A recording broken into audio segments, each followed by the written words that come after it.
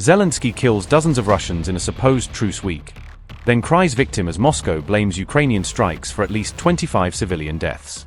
Ukrainian drone and artillery attacks injure more than 200 people across Russian regions during the fragile US-brokered pause, giving the Kremlin fresh ammunition. Zelensky faces Putin's wrath, with Russia unleashing around 200 attack drones overnight and pounding Ukrainian cities in retaliation as both sides trade blame over who shattered the ceasefire. Zelensky pays for the alleged truce violation as Kyiv, Dnipro, and Kharkiv come under waves of Russian drone, missile and bomb strikes. At least 25 civilians were killed in Ukrainian attacks over the past week, according to figures published by Russian state agency TASS on May 12. Moscow said a further 209 people were wounded in these strikes, including 14 minors. Reports stated that Belgorod, Kherson, Zaporizhzhia, and Bryansk regions suffered some of the heaviest civilian casualties. Authorities also reported additional civilian losses in Chuvashia and in the Russian-controlled Donetsk People's Republic.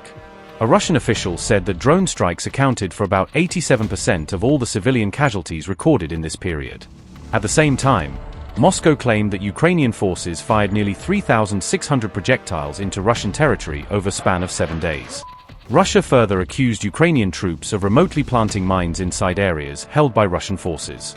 According to Moscow, Ukrainian drones also targeted an ambulance team in the Belgorod region. 3 members of that medical team were reportedly injured in the drone attack. Ukraine, however, said that it was Russia which ended a partial silence after only several days of conducting fewer attacks. On May 12, President Volodymyr Zelensky accused Russia of launching more than 200 attack drones overnight against Ukrainian territory. Ukrainian officials said that Russian forces also dropped over 80 aerial bombs on positions along the front line. They added that more than 30 Russian airstrikes were recorded across multiple regions of the country. Ukrainian air defenses reported that drones were shot down over Kyiv, Dnipro, Sumy, Kharkiv and Chernihiv. As a result of these Russian strikes, energy facilities, apartment buildings, and a kindergarten were reportedly damaged. Ukrainian President Zelensky warned that Kyiv would respond in kind to all future actions by Moscow. This came as Zelensky faced allegations from critics that he is prolonging the war for personal and political gain.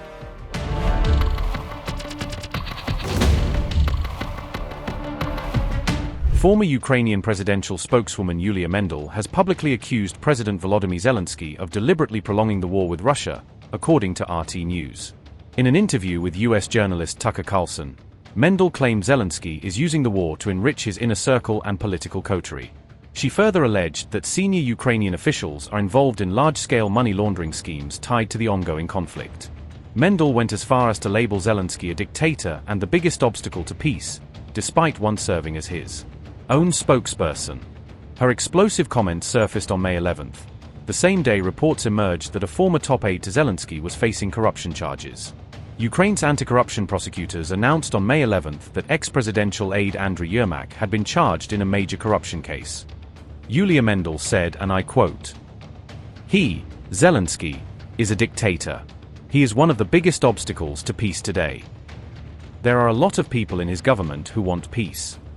Zelensky is going to come up with any condition. He's going to change his positions all the time just to prolong this war and to get more money." Unquote. Mendel argued that ending the conflict with Russia now would amount to political suicide for Zelensky, given how much his power rests on wartime leadership. She also alleged that the US and UK pressured Kyiv in 2022 not to sign a potential peace deal with Russia during talks in Istanbul. According to Mendel, internal polling suggested Zelensky would struggle electorally if full democratic elections were held under current conditions.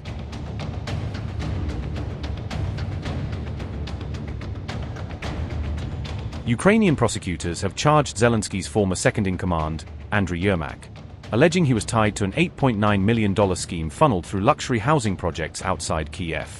Investigators say shell companies, cash payments, and falsified financial records were used to quietly channel funds into an exclusive complex of 4 luxury mansions with a private spa and wellness center near the capital.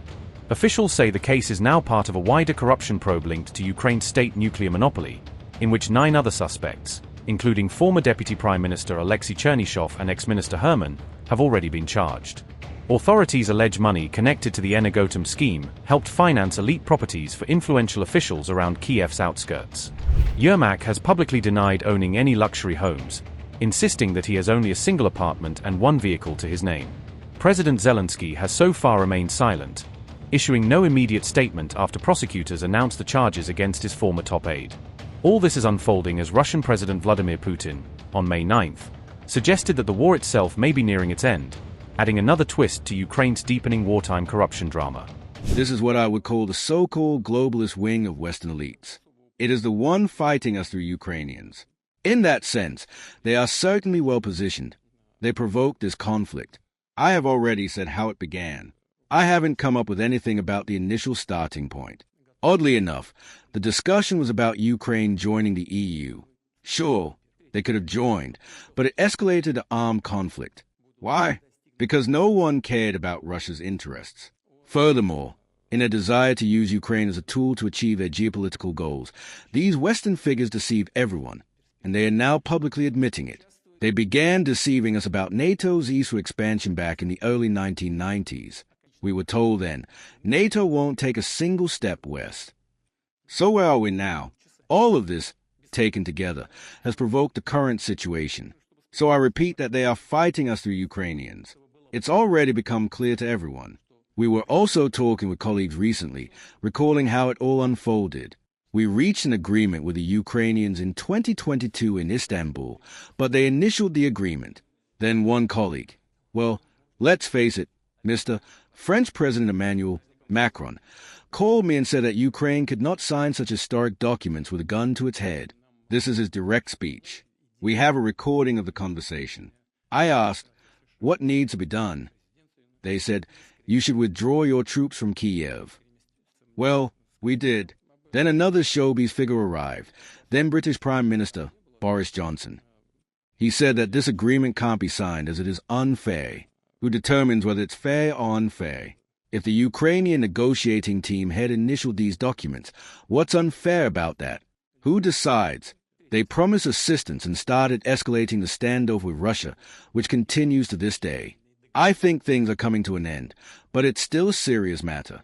The question arises, why? First, they expected a crushing defeat of Russia. We know very well that they expected the collapse of Russian statehood within a few months. That did not happen. Then they got stuck in this rut and now cannot get out of it. That is the problem. Although there are certainly intelligent people there, there are also those who undoubtedly understand the essence of what is happening. I hope these political forces will gradually return to power or take power into their own hands with the support of the overwhelming majority of European countries.